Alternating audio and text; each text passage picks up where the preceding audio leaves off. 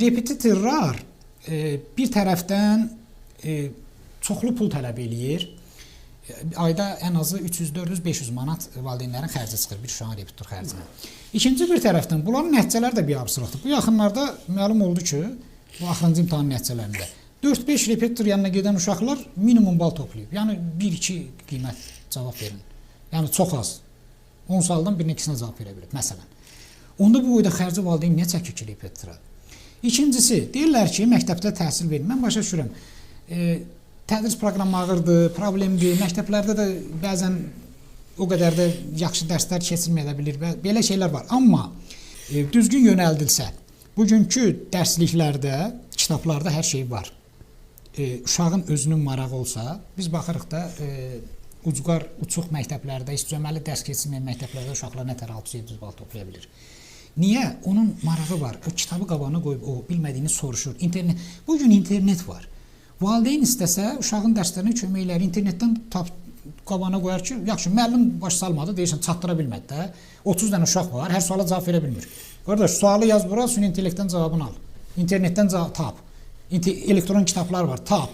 Yəni, istəsə, repetitor yanına getmədən uşağı hazırlaşdıra bilər, amma heç də məcbur deyil ki, bütün fənlərdən əlaçı olsun. O olmaz, o qədər ağır yükləmək olmaz. Uşağın marağı nəyədirsə, hansı sahiyədirsə, məsələn, humanitardırsa, əsasən humanitara üstünlük verirsən, o biriləri elə belə. O yüngülvari anlayışlar. Və yaxud texnikiyədirsə, texniki fənlərdən uşağa həm internet vasitəsilə, həm valideyn müəyyən dəftər, kitab taparaq kömək eləyir. Uşağın özündə həvəsi olsa, oxuyacaq bunu. Yəni, elə bir sistemdir ki, mən bilmirəm nə tər ifadə eləməyib. Burada ortada uşaqlar məhv olur. Ortada müəllimlər həlak olur.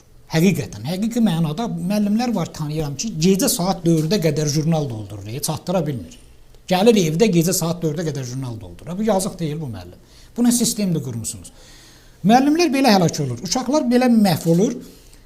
Valideynlər də daha da vəziyyəti pisləşdirir. Güya yaxşılıq eləmək istəyir uşağına, daha da pislər. Nə uşağı düzgün yönətmir, nə onun öz istedadına görə yönətmir. Deyir, yox, sən hüquqşünas olmalısan. Uşağın da zəhləsi gedir hüquq sisteminə. Məsələn, onun marağı, sevgisi başqa sahiyədir.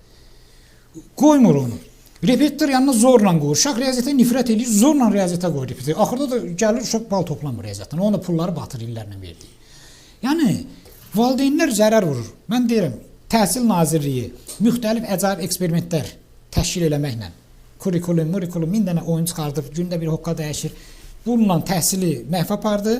Valideynlər də öz psixologiyasından, uşaqlara verdiyi tərbiyə ilə, öz yanaşmasından, uşaqların təhsil istedadına düz yanaşmamaqla bunlar da bu tərəfdən zərər vurur.